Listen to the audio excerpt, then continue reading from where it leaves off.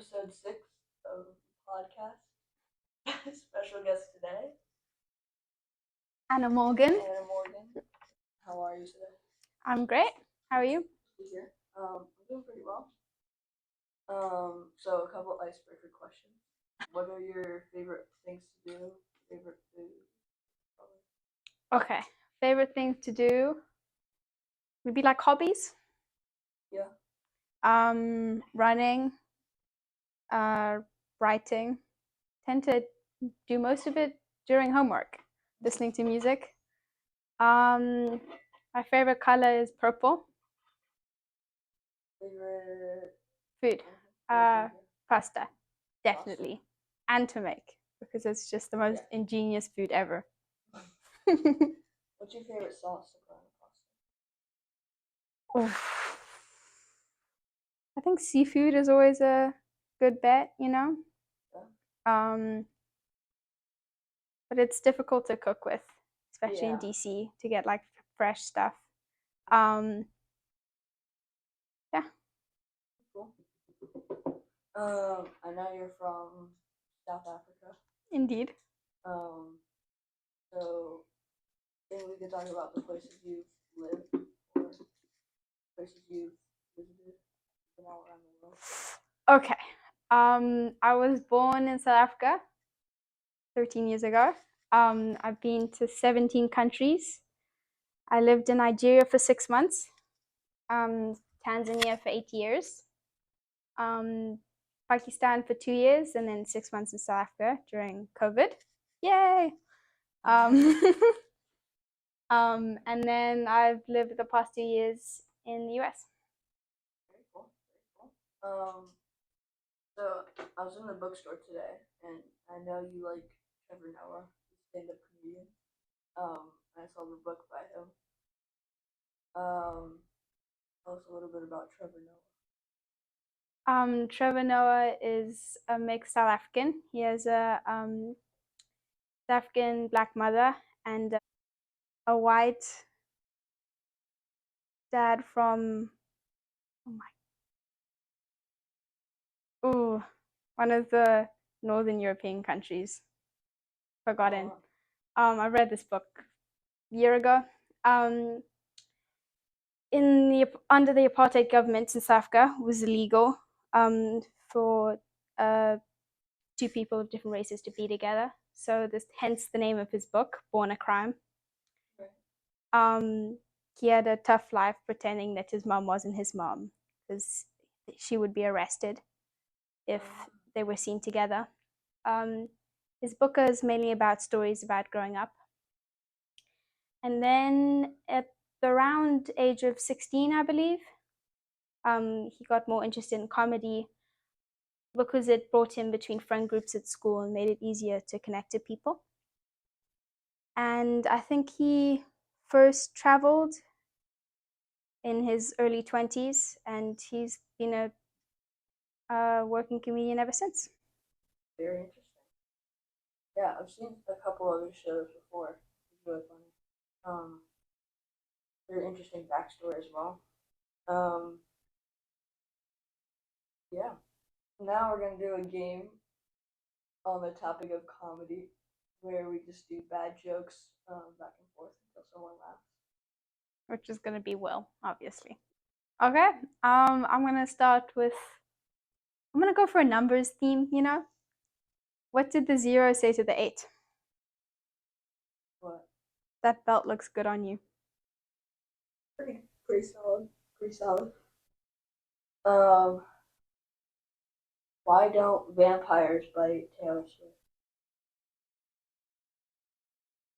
Because she has bad blood. So close. So close. You know, I was in my kitchen the other day, taking a glance at my calendar. Yeah. I'm terrified for it, you know? Yeah. Its days are numbered. Yeah. Yeah. I got arrested at the bank the other day. Old lady asked me to check her balance, and I pushed her over. Decent, you know? I can do better. Pretty good. Pretty good. Okay. What did the baby corn say to the mama corn? What? Mommy, where's popcorn?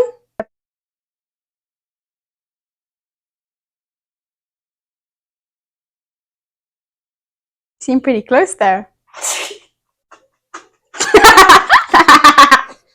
I held it together for so long. You lost to the popcorn joke. No.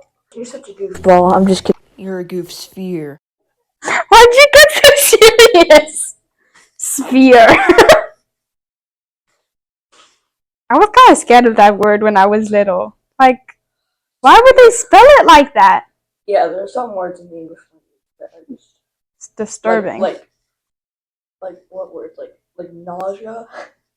Like it's literally spelled N-A. Yeah, but like if you're S-E-A. if you're not nauseous and you like try to say that word, you might as well faint. You know? Exactly. It's like it's extremely dizzying. At what point does S-E-A make za? Like you don't say like I'm gonna swim in the za. I'm gonna swim in the sea. You know what else It's is? horrific. You know what else is like crazy? I know this is pointed out quite Yeah. regularly. Before you go off topic, I definitely lost that game. Yeah. You can I'm sure. Okay. What were you gonna say? The fear of words. I'm gonna search this up really quickly. There's definitely a fear of words, and I definitely have whatever that is. Same. But it's wait, no, the fear of long words. Sorry. Yeah. It's hippotopomoneastressive literally What? Like the fear of misspelt words. Yeah, I definitely have that. We should invent a word for that. Yeah. And then we should have make it severely misspelled. Yeah. And we should Like spell severely. nauseophilia. Yeah. Yeah. Some of those words are like crazy. Mm. Like you know gnat, like the bugs? Like the gnats. But I call them midgies. Well, anyway, some people call them gnats. Guess what that word starts with? Okay. G. G-N-A-T-S. I'm gonna smack Gnats. some gnats. Maybe the G felt left out, you know? Yeah. You know, Maybe it had an identity crisis and realized it wants to identify as the letter N. You can't Yeah. assume in 2023, Will. like the N-A-T-S, we're all like, okay, we're all fitting in here. We're all good. We can leave all those other letters behind. And the G was like holding on. It's like, please. The S is like, get out of here. Get out of here. One thing. And that really nice N was like, you know what? That one nice letter. It's always that one nice letter. Yeah, that nice letter, the letter N. I'm definitely the just S. kind of hold them up. Definitely the S. Yeah, and the S is like, where are we gonna put the letters? And the N is like, well, I'll give up my spot. We can't put it at the end. It's gonna you can't cause put it too at much the end. drama. Yeah, that'd be like, that's good. good. Like that's not really. And then Also, the S would probably take it out. they're in a rush to go. Yeah. So they can't figure out. Because they got to go to meet the Oxford Dictionary. Yeah, they had a meeting at the coffee shop. So they're just running there. Yeah. And they're just freaking out where the G is going to go, and it helps and fright, and the S is like, no. And then they just. Yeah, too late. Yeah, too late. The G got in there somehow. Crazy how something. Ran right into that dictionary. What a pity. Yeah. G is extremely selfish. I know. Anyway, you're into baking. Yeah. I've heard. Yes. What's your favorite thing to bake? Oh. Cheesecake. Okay. Or Very macaroons. So much fun to make. macaroons. And then when you're like doing the thingy, and then they become so stiff that they don't. So cool. How do you make macaroons? Yeah. Egg whites.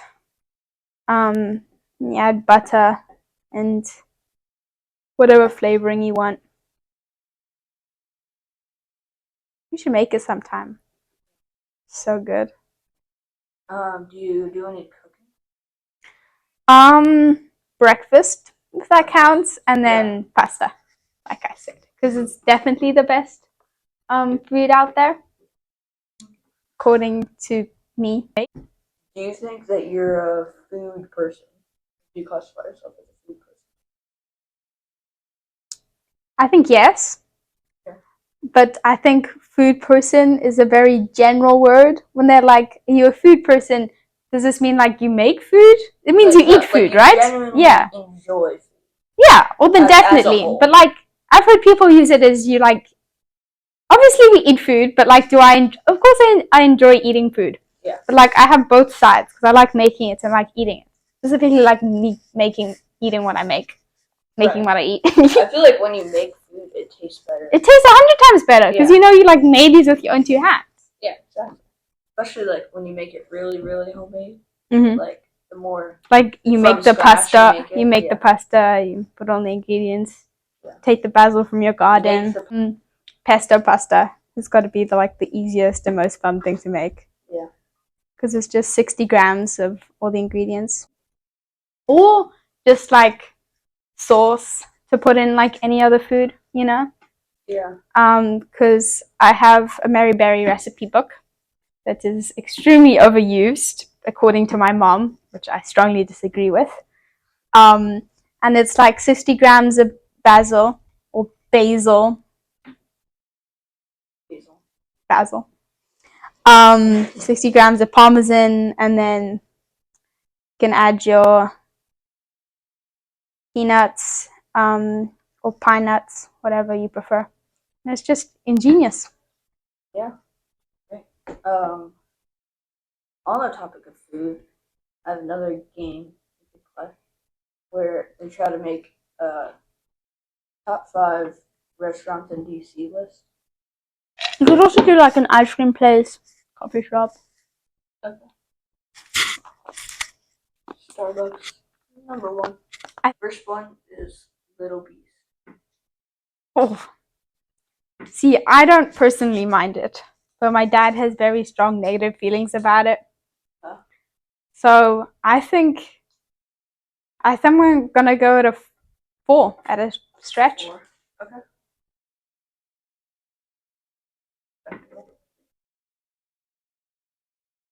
Comet Pizza.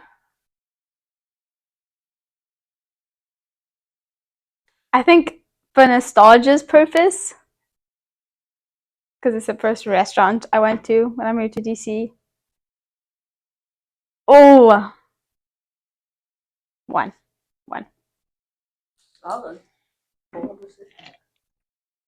Well, I don't know what else is on there.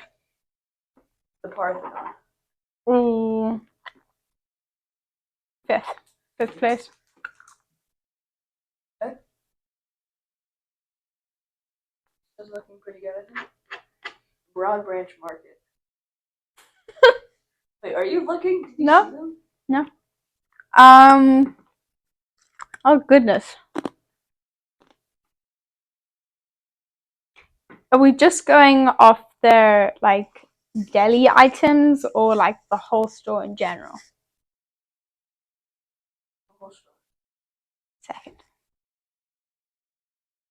Okay. Now you have to put this one at 3rd. Starbucks. I should have known. Number 3. You should have known. I should have known. Alright, so you're just listening to the audio. From Best Tours, Comet, BBM, Starbucks, Little Beast, Parthenon. I would put Bro Brunch above Comet.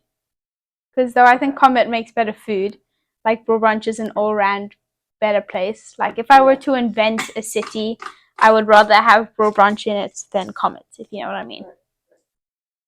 And can I hear my supposed list now? Broad Branch, Comet, Starbucks, Little Beast, Parthenon. I think. No, I like the Little Beast Parthenon order. Why is Starbucks just there? No, I'm gonna keep it like that actually. Really? Yeah. Yeah. I think it's pretty solid. What would you done?